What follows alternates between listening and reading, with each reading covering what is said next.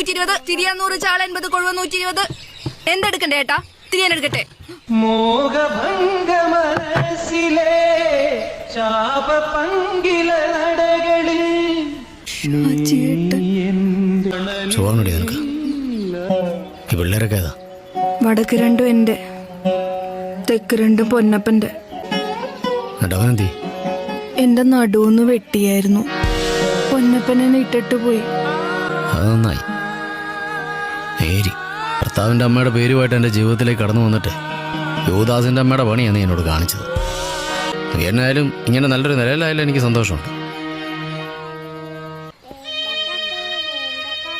ഹരി, ഷാജിയേട്ടാ ഒരു കാര്യം ചോദിക്കട്ടെ? പോരുന്നോ എൻ്റെ കൂടെ? അടുത്ത ജംഗ്ഷന് വിടാം, അവിടെ ആകുമ്പോൾ കുറച്ചുകൂടി കച്ചവടം കിട്ടും.